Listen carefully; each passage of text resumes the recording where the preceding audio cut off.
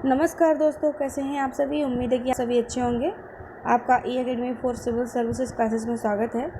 जैसा कि फ्रेंड्स आप सभी जानते हैं, हम यूपीएससी प्रीलिम्स 2020 के लिए लगातार टेस्ट सीरीज़ लगवा रहे हैं। तो उसी क्रम में ये अगला सेशन है। तो चलिए ज़्यादा समय को बर्बाद ना करते हुए अपने सेशन स्टार्ट करते हैं। उससे पहले आप सभी लोगों से सिर्फ इतना कहना चाहते हैं कि यदि अगर आपको हमारा सेशन पसंद आए तो ज़्यादा से ज़्यादा लाइक करें, शेयर करें और हमारे चैनल को सब्सक्राइब करें।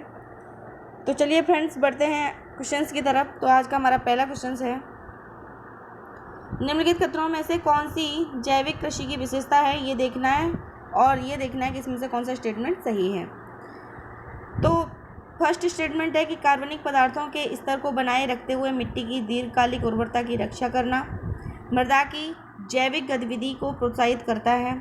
सेकंड है कि उर्वरकों के बाह्य आदानों का प्रयोग करके सीधा फसल को पोषक तत्व प्रदान करता है। थर्ड स्टेटमेंट है कि सब्जियों में जैविक नाइट्रोजन निर्धारण का प्रयोग करके मृदा में नाइट्रोजन की आपूर्ति के संबंध में आत्मनिर्भरता प्राप्त करता है। इसमें से कौन सा स्टेटमेंट सही है, ये देखना है। तो फर्स्ट स्टेटमेंट सही है, थर्ड स्टेटमेंट सही है, लेकिन सेकंड वाला स्टेटमेंट गलत है, इसलिए इसका आंसर हो जाएगा ऑप्शन सी। किस तरीके से, तो चलिए देखते हैं। जैविक कृषि क्या होती है, पहले तो उसे डिस्कस करते हैं। तो जैविक कृषि उसे कहते हैं जो संश्लेषित उर्वरकों और संश्लेषित कीटनाशकों के अप्रयोग यानी कि उनका प्रयोग ना के बराबर हो, ठीक है, उस पर यह कृषि आधारित हो, जिसमें भूमि की उर्वरा शक्ति को बचाए रखने की फसल चक्र, हरी खाद, कंपोस्ट आदि का प्रयोग किया जाता हो, ठीक है, उसे क्या कहते हैं, जैविक कृषि कहते हैं। अब जैविक कृषि की विशेषताएं क्या हैं, तो ये यहाँ पर दी गई हैं। तो देखते हैं क्या क्या हैं ये इसकी विशेषताएं। तो फर्स्ट है कि कार्बनिक पदार्थों के स्तर को बनाए रखते हुए मृदा की दीर्घकालिक उर्वरता की रक्षा करना, मृदा की जैव गतिविधियों और सावधानीपूर्वक यांत्रिक हस्तक्षेपों को प्रोत्साहित करना है। सेकंड है कि मृदा में पाए जाने वाले सूक्ष्म जीवों की सहायता से अघुलनशील पोषक स्रोतों का उपयोग करके अप्रत्यक्ष रूप से फसल को आवश्यक पोषक तत्व की आवश्यकता होती है। थर्ड है कि सब्जियों एवं जैविक नाइट्रोजन निर्धारण फसल के अवशेषों, पशुधन खाद सहित जैविक युग्मों के प्रभावी पुनर्चक्रण द्वारा मृदा में नाइट्रोजन की आपूर्ति के संबंध में आत्मनिर्भरता प्राप्त करना है। फोर्थ है खरपतवार रोग और कीट नियंत्रण, मुख्य रूप से फसल के परिक्रमण, प्राकृतिक परिभ्रष्टि, विविधता, जैविक खाद प्रतिरोधी किस्मों तथा सीमित उष्ण जैविक एवं रासायनिक हस्तक्षेपों पर निर्भर करता है।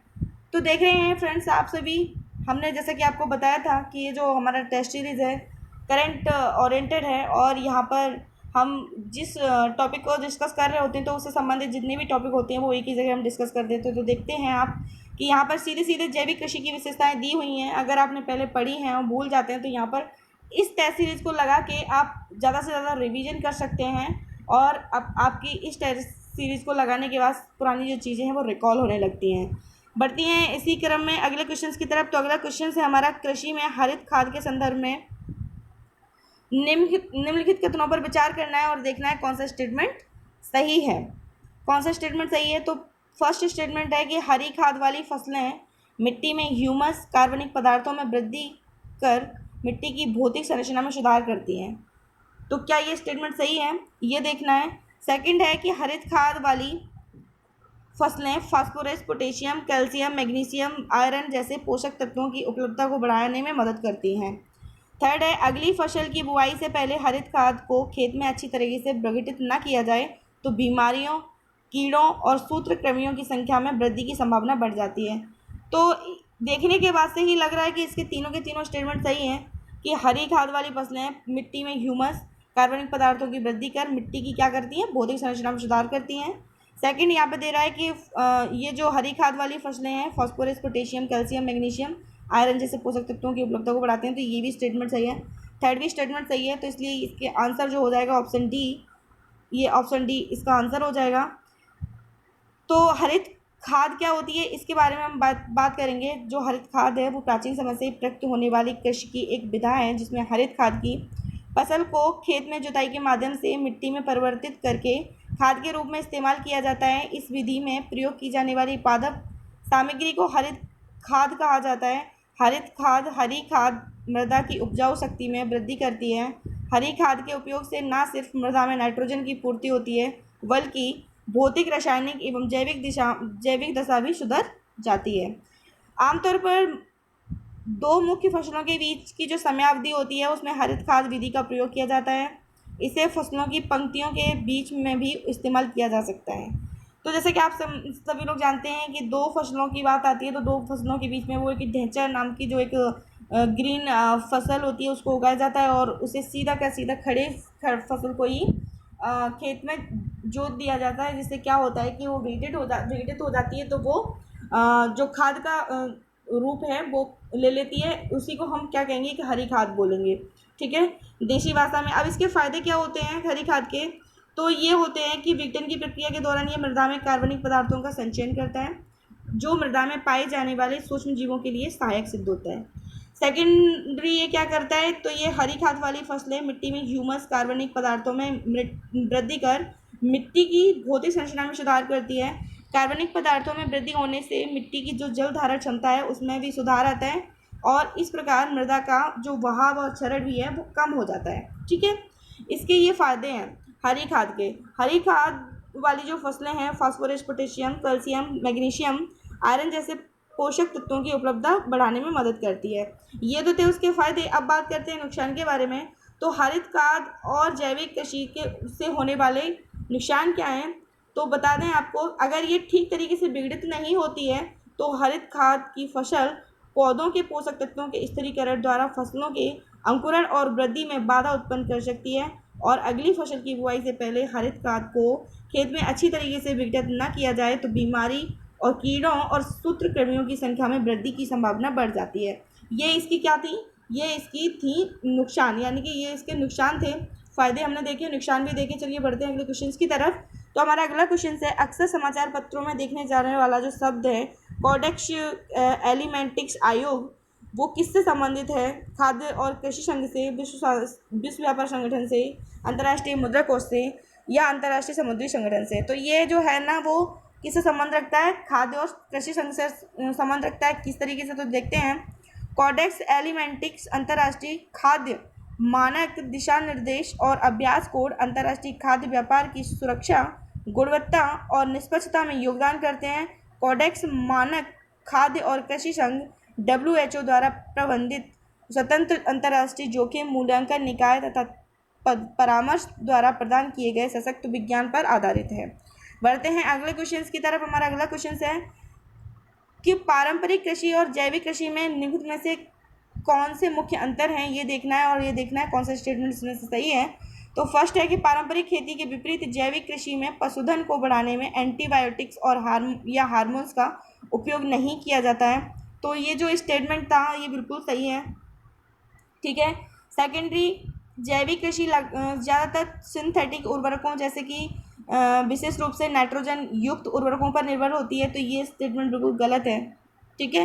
इसलिए इसका आंसर हो जाएगा ऑप्शन ए। किस तरीके से? तो देखते हैं। पारंपरिक कृषि के विपरीत जो जैविक कृषि में पशुधन को बढ़ाने में एंटीबायोटिक्स, हार्मोन का उपयोग नहीं किया जाता, जबकि जैविक पशुधन उत्पादन प्रणालियों में उच्चतम पशु कल्याण मानक होते हैं जो दूध और मांस में मौजूद रोगाणुओं के स्तर को कम कर देते हैं। परंपरागत कृषि ज़्यादातर सिंथेटिक उर्वरकों विशेष रूप से नाइट्रोजन युक्त उर्वरकों पर निर्भर करती है। जैविक कृषि में भारी कीटनाशकों और शाकनाशियों के प्रयोग से बचा जा सकता है। जैविक कृषि पद्धति के अंतर्गत मिट्टी के स्वास्थ्य और पानी की गुणवत्ता में सुधार होता है। पोषक तत्वों की आपूर्ति हेतु जैविक साधनों का उपयोग भी किया जाता है। बढ़ते हैं अगले क्वेश्चन की तरफ। तुम्हारा अगला क्वेश्चन है कि जैविक कृषि को सुदृढ़ बनाने के लिए राष्ट्रीय जैविक उत्पादन कार्यक्रम को लागू किया गया, यह निम्नलिखित में से किस मंत्रालय के अंतर्गत आता है, ये देखना है। तो क्या ये वाणिज्य और उद्योग मंत्रालय के तहत आता है? तो ये बिल्कुल सही है, ये वाणिज्य और उद्योग मंत्रालय के तहत आता है। तो इसका आंसर हो जाएगा ऑप्शन ए। बाकी सभी जो आंसर हैं वो गलत हो जाएंगे। किस तरीके से? वाणिज्य और उद्योग मंत्रालय ने वर्ष 2001 में जैविक उत्पादन के लिए राष्ट्रीय कार्यक्रम लागू किया था, ठीक है। इसके मानदंडों के अनुसार जैविक कृषि और उत्पादों के लिए प्रमाणन कार्यक्रम के मूल्यांकन के साधन प्रदान करना, प्रमाणन की मांग करने वाले संबंधित निकायों के प्रमाणीकृत कार्यक्रमों को मान्यता देना, ये सभी इसके क्या थे? ये इसके मापदंड थे, ठीक है। बढ़ते हैं अगले क्वेश्चन की तरफ। तो हमारा अगला क्वेश्चन है यूलिसिस पुरस्कार दिया जाता है किस क्षेत्र में, यूलिसिस पुरस्कार किस क्षेत्र में दिया जाता है, तो ये देखना है। यहाँ पर भी 4 आंसर दिए हैं। तो पहला आंसर है कि आणविक चिकित्सा में अनुसंधान को बढ़ावा देने के लिए, व्यक्तियों को दी जाने वाली सामाजिक सेवा को मान्यता देने के लिए, पर्यटन में नवीन ज्ञान का सृजन और उसका प्रसार करने के लिए। तो यही आंसर इसका सही हो जाएगा। जो यूलिसिस का पुरस्कार है वो इसी क्षेत्र में दिया जाता है। तो आपको बता दें, यूलिसिस का पुरस्कार UNWTO, ठीक है, द्वारा यूलिसिस पुरस्कार पर्यटन में अभिनव ज्ञान सृजित एवं प्रसारित करने में उत्कृष्ट जो योगदान रखते हैं उस विद्वान को ये दिया जाता है। कनाडा के डॉक्टर जॉफ्री वॉल को पर्यटन एवं जलवायु परिवर्तन पर उनके अग्रणी शोध के लिए 13वां यूलिसिस पुरस्कार से उन्हें सम्मानित किया गया। ठीक है, बात करते हैं अगले क्वेश्चन की। हमारा अगला क्वेश्चन है कि एक विरासत अपनाएं योजना के संदर्भ में निम्नलिखित कथनों पर विचार करना है और देखना है कौन सा स्टेटमेंट इसमें से सही है। फर्स्ट है कि इसे सांस्कृतिक मंत्रालय द्वारा पर्यटन मंत्रालय द्वारा संयुक्त रूप से शुरू किया गया है। तो क्या ये आंसर सही है? तो ये स्टेटमेंट सही है, तो ये बिल्कुल स्टेटमेंट सही है। सेकेंडरी, इसका उद्देश्य विकास के लिए विरासती स्थलों को निजी क्षेत्र की कंपनियों को सौंपना है। तो ये भी स्टेटमेंट सही है, इसलिए दोनों स्टेटमेंट सही हो जाएंगे, इसलिए आंसर हो जाएगा ऑप्शन सी। आपको बता दें, संस्कृति मंत्रालय एवं भारतीय पुरातत्व सर्वेक्षण के सहयोग से पर्यटन मंत्रालय ने सितंबर 2017 में एक विरासत अपनाएं अपनी धरोहर अपनी पहचान योजना की शुरुआत की थी, जिसका उद्देश्य विभिन्न प्राकृतिक सांस्कृतिक विरासत स्थलों से स्मारक अन्य पर्यटन स्थलों पर विश्व स्तरीय पर्यटन सुविधाएं विकसित करना था। इस परियोजना के तहत विभिन्न पर्यटक सुविधाओं के विकास के लिए विरासत स्थलों, स्मारक, अन्य पर्यटन स्थलों को निजी क्षेत्र की कंपनियां, सार्वजनिक क्षेत्र की कंपनियां, व्यक्तियों को सौंपने की योजना है। ठीक है, स्थलों या स्मारकों को वहां पहुंचाने वाले पर्यटकों की संख्या एवं दर्शकता के आधार पर चुना जाता है। इसे निजी एवं सार्वजनिक क्षेत्र की कंपनियों और व्यक्तियों द्वारा 5 साल की प्रारंभिक अवधि के लिए अपनाया जा सकता है। इन स्थलों या स्मारकों को अपनाने वालों को स्मारक मित्र के रूप में भी जाना जाता है। ठीक है, तो ये क्या कहते हैं कि मेंस की पर्पज से भी बहुत महत्वपूर्ण था। और आपको पता है कि इसमें जो आपको ध्यान रखने वाली चीज़ है प्रीलिम्स के लिए वो ये है कि जो विरासत स्थल हैं उसके तहत कौन कौन सी योजना चलाई गई हैं विरासत स्थल को क्या कहते हैं सुरक्षित रखने के लिए, संरक्षण देने के लिए। तो ये आपको याद रखने वाली यहाँ पर चीज़ थी। ठीक है, विरासत स्थल पर सभी सुविधाओं के विकास के लिए नीलामी में बोली लगाने वाले की दूरदर्शिता के आधार पर स्मारक मित्र का चयन निगरानी और दूरदर्शिता समिति द्वारा किया जाता है। इस समिति में पर्यटन सचिव एवं संस्कृति सचिव सह अध्यक्ष होते हैं। ठीक है, ये सभी यहाँ पे जो चीज़ दी गई है इससे रिलेटेड ये याद रखनी चीज़ है। ठीक है, बात करते हैं निम्नलिखित में से किन विरासत स्थलों को एक विरासत अपनाएं परियोजना के तहत चुना गया है। तो क्या लाल किला, गंदीकोटा, पश्चिमी घाट, हम्पी, इन सभी को चुना गया है, इसलिए जो इसका आंसर हो जाएगा ऑप्शन डी हो जाएगा। ठीक है, किस तरीके से देखते हैं, एक विरासत अपनाएं योजना के तहत निम्नलिखित विरासत स्थलों को शामिल किया गया है। अब जितने भी स्थल हैं जो इसके तहत शामिल किए गए हैं उन सभी की ये एक लिस्ट है और ये सारी चीज़ें एक ही जगह आपको मिल जाती हैं, इसीलिए आपको प्रैक्टिस करना बहुत ही ज़रूरी हो जाता है। जो गंदीकोटा किला है वो आंध्र प्रदेश में है, उसे भी शामिल किया गया है। लाल किला दिल्ली, इसे भी शामिल किया गया। सूरज कुंड हरियाणा, जंतर मंतर दिल्ली, कुतुब मीनार दिल्ली, अजंता की गुफाएं महाराष्ट्र, लेह पैलेस जम्मू कश्मीर, हम्पी कर्नाटक, गंगोत्री मंदिर और ट्रेल से गोमुख तक का जो क्षेत्र है Uttarakhand, mount stock Kangri track Ladakh Jammu Kashmir वाला जो क्षेत्र है, इन सभी को इसमें शामिल किया गया है। बात करते हैं अगले क्वेश्चन की। तो अगला क्वेश्चन है हमारा, सतत विकास की अवधारणा की उत्पत्ति देखी जा सकती है इसमें किसके द्वारा? ब्रेटलैंड रिपोर्ट में, रियो डी जेनेरियो पृथ्वी सम्मेलन में सतत विकास की अवधारणा की उत्पत्ति देखी जा सकती है। ब्रेटलैंड रिपोर्ट में, रियो डी जेनेरियो पृथ्वी सम्मेलन में, पक्षकारों के सम्मेलन COP19 में, क्योटो प्रोटोकॉल में। तो जो ये देखी जा सकती है, ये देखी जाती है ब्रेटलैंड रिपोर्ट में।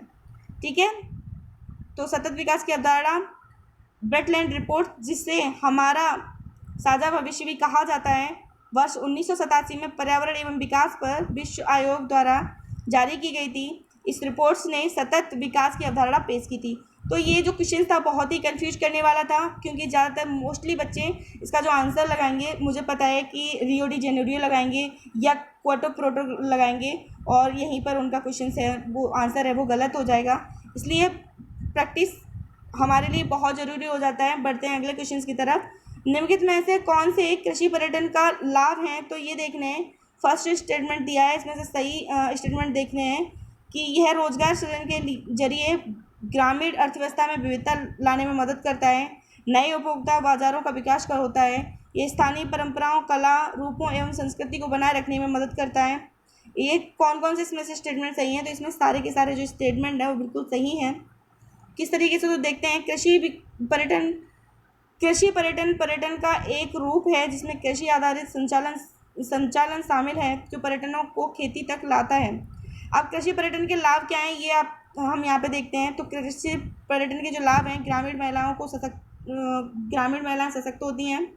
रोजगार सृजन के जरिए कृषि पर्यटन से क्या क्या होता है, ग्रामीण महिलाएं सशक्त होती हैं। रोजगार सृजन के जरिए ग्रामीण अर्थव्यवस्था में विविधता लाने तथा उसे मजबूती प्रदान करने में मदद करता है। यह नए उपभोक्ता बाजारों को विकसित करता है जिससे किसानों के लिए आजीविका की संभावनाओं में वृद्धि होती है।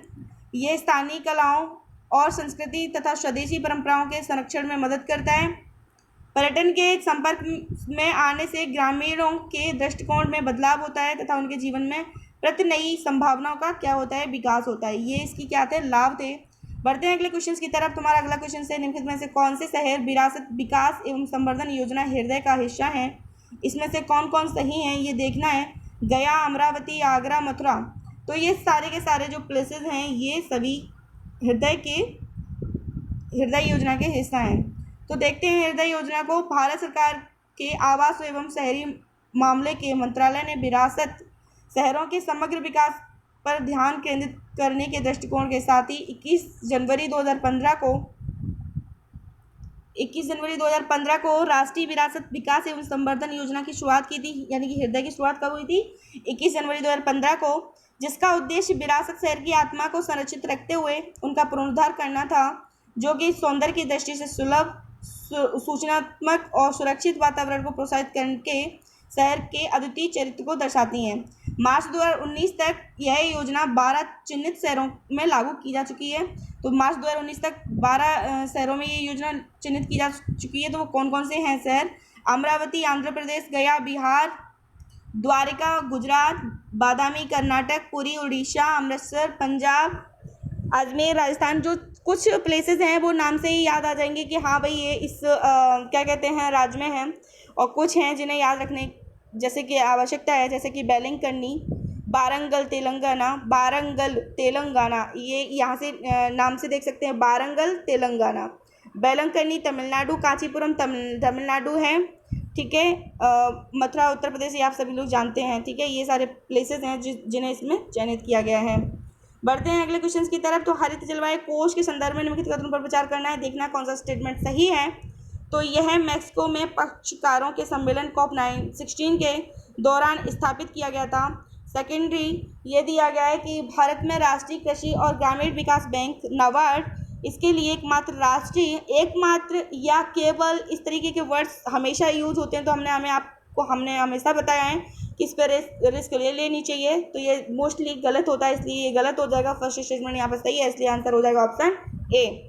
तो आपको बता दें हरित जलवायु कोष क्या है। तो हरित जलवायु कोष जो UNFCCC का एक वित्तीय तंत्र है, जिसे वर्ष 2010 में कानकुन मैक्सिको में आयोजित पक्षकारों के सम्मेलन COP16 में स्थापित किया गया था। यह 194 देशों द्वारा स्थापित किया गया था, जो कन्वेंशन के वित्तीय तंत्र का हिस्सा है तथा वर्ष 2010 में आयोजित जलवायु परिवर्तन पर संयुक्त राष्ट्र फ्रेमवर्क कन्वेंशन के पक्षकार। तो संयुक्त राष्ट्र फ्रेमवर्क कन्वेंशन UNFCCC के पक्षकार हैं। तो राष्ट्रीय कृषि और ग्रामीण विकास बैंक नाबार्ड तथा भारतीय, देखा वहाँ पे केवल नाबार्ड की बात कर रहा था, यहाँ पर जो है भारतीय लघु उद्योग विकास भी शामिल है इसमें। वो हरित जलवायु कोष के लिए भारत में राष्ट्रीय कार्यान्वयन इकाई के रूप में कार्य करते हैं। यह कोष उन समाजों की आवश्यकताओं पर ध्यान केंद्रित करते हैं जो जलवायु परिवर्तन के प्रभावों के प्रति अत्यधिक संवेदनशील हैं, विशेष रूप से अल्प विकसित देश, विकासशील छोटे द्वीपीय विकासशील राज्य तथा अफ्रीकी राज्य। इस कोष में अनुदान, ऋण, इक्विटी, गारंटी के रूप में निवेश किया जा सकता है। बढ़ते हैं अगले क्वेश्चन की तरफ। तो हमारा अगला क्वेश्चन है कि निम्नलिखित में से कौन सा स्वदेश दर्शन योजना का उद्देश्य है, ये देखना है इसमें से कौन से स्टेटमेंट सही है। तो फर्स्ट, पर्यटन और आर्थिक विकास रोजगार सृजन के प्रमुख माध्यम के रूप में स्थापित किया गया। सेकंड, नियोजित और प्राथमिकता वाले तरीकों द्वारा पर्यटन क्षमता वाले क्षेत्रों का विकास या चिन्हित क्षेत्रों में आजीविका के साधनों का सृजन, सांस्कृतिक मूल्यों और धरोहर को प्रोत्साहन देना है। तो ये तीनों के तीनों जो स्टेटमेंट है वो बिल्कुल सही हैं, ठीक है, ये सभी इसके उद्देश्य हैं, ठीक है। अब देखते हैं स्वदेश दर्शन योजना को। तो यह पर्यटन मंत्रालय ने वर्ष 2014-15 में देश में थीम आधारित पर्यटक सर्किट के एकीकृत विकास के लिए स्वदेश दर्शन योजना की शुरुआत की थी, ठीक है। कौन से सेशन में की थी ये? वित्तीय वर्ष 14-15 के दौरान, ठीक है। इसका उद्देश्य क्या था? इसके उद्देश्य जो थे वो पर्यटन को आर्थिक विकास एवं रोजगार सृजन के प्रमुख माध्यम के रूप में स्थापित करना था। पर्यटकों की संभावनाओं वाले सर्किटों का योजनाबद्ध और प्राथमिकता के साथ ही विकास करना है। चिन्हित क्षेत्रों में आजीविका के साधनों का सृजन करने के लिए देश के सांस्कृतिक मूल्यों और धरोहरों को प्रोत्साहन देना है। वहीं सर्किट में विद्युत स्तरीय बुनियादी सुविधाओं का सतत तरीके से विकास करते हुए वहां के पर्यटन संबंधी आकर्षण को बढ़ावा देना। समुदाय आधारित विकास, गरीबी समर्थित पर्यटन दृष्टिकोण का समर्थन करना। स्थानीय समुदायों के बीच आमदनी के स्रोतों में वृद्धि, जीवन स्तर में सुधार, क्षेत्र के समग्र विकास के संदर्भ में पर्यटन के महत्व के बारे में जागरूकता फैलाना है, ठीक है। ये सभी इसके उद्देश्य थे। चलिए बढ़ते हैं अगले क्वेश्चंस की तरफ। तुम्हारा अगला क्वेश्चन है, निम्नलिखित में से कौन से पर्यावरणीय पर्यटन स्थल हैं, ये देखना है। पर्यावरणीय यानी कि पारिस्थितिकी पर्यटन स्थल हैं, ये देखना है। और कौन सा स्टेटमेंट सही है ये भी देखना है। तो मादिकेरी, आगुम्बे, कुर्ग, ये तीनों के तीनों स्टेटमेंट हैं वो बिल्कुल सही हैं। ये तीनों जो क्षेत्र हैं वो पर्यावरणीय पर्यटन स्थल में से एक हैं। आपको बता दें, पर्यावरणीय पर्यटन स्थल पारिस्थितिकी पर्यटन को आमतौर पर एक ऐसे पर्यटन के रूप में परिभाषित किया गया है जो पारिस्थितिकी रूप से स्थायी हो। पारिस्थितिकी स्थिरता की अवधारणा किसी दिए गए क्षेत्र की पर्यावरण वहन क्षमता को शामिल करती है। मंत्रालय की पहल का मार्गदर्शन करने वाले पारिस्थितिकी पर्यटन के सामान्य सिद्धांत के अनुसार देखा जाता है कि स्थानीय समुदाय को क्षेत्र के समग्र आर्थिक विकास में अग्रणी भागीदारी के रूप में शामिल किया जाना चाहिए। सेकंड, पारिस्थितिकी पर्यटन के लिए संसाधनों के उपयोग तथा स्थानीय निवासियों की आजीविका के बीच संभावित द्वंद्व की पहचान कर उसे कम करने की सार्थक प्रयास किए जाने चाहिए। थर्ड है, पर्यावरणीय पर्यटन विकास का प्रकार तथा पैमाना स्थानीय समुदाय की पर्यावरणीय, सामाजिक, सांस्कृतिक विशेषताओं के अनुकूल होना चाहिए। फोर्थ है कि इसमें समग्र क्षेत्र विकास रणनीति के एक भाग के रूप में योजनाबद्ध किया जाना चाहिए जो सार्वजनिक सेवाओं के विस्तार के साथ जुड़े, अंतर क्षेत्रीय संघर्षों से बचने, क्षेत्रीय एकीकरण सुनिश्चित करने के लिए एक एकीकृत भूमि उपयोग योजना द्वारा निर्देशित हैं। तो ये सारे जो क्षेत्र हैं वो इसी में शामिल हैं, जैसे कि मादिकेरी, अकुम्बे, कुर्ग और शिमोगा, ये कर्नाटक के महत्वपूर्ण पारिस्थितिकी पर्यटन स्थल हैं, ठीक है। यह याद रखने योग्य चीज़ है कि कौन कौन से पारिस्थितिकी पर्यटन स्थल हैं। तो मादिकेरी, अगुम्बे, कुर्ग और शिमोगा ये कर्नाटक के महत्वपूर्ण स्थल हैं, ठीक है। तो अब ये देखने वाली चीज़ है कि मादिकेरी की विशेषता उच्च भूमि में उष्णकटिबंधीय जलवायु का पाया जाना है। ये इसकी क्या विशेषताएं हैं वहीं, और इसकी ऊंचाई जो है वो 1150 मीटर है। वहीं मादिकेरी पश्चिमी घाट में अवस्थित है। यह एक लोकप्रिय हिल स्टेशन भी है मादिकेरी, ठीक है, मादिकेरी। वहीं अगुम्बे कर्नाटक में स्थित एक छोटा सा गाँव है। इसे दक्षिण का चेरापूंजी भी कहते हैं। दक्षिण का चेरापूंजी किसे कहते हैं? अगुम्बे को। अगुम्बे परसा वन संरक्षण प्रयासों, औषधि पौधों के प्रलेखन, पर्यटन तथा कुटीर उद्योगों को बढ़ावा देने आदि के कार्यों से भी जुड़ा हुआ है। वहीं शिमोगा की बात करते हैं तो ये कर्नाटक के मध्य भाग में स्थित एक शहर है जो तुंगा नदी के तट पर स्थित है, ठीक है। चलिए इसकी हमने आपको विशेषताएं बता दी हैं। बढ़ते हैं अगले क्वेश्चन की तरफ। तो निम्नलिखित युग्मों पर विचार करना है, कौन कौन सुमेलित हैं। तो गोटी पुआ नृत्य उड़ीसा राज्य से संबंध रखता है, वहीं संगराई त्रिपुरा से संबंध रखता है। तो ये दोनों के दोनों स्टेटमेंट सही हैं।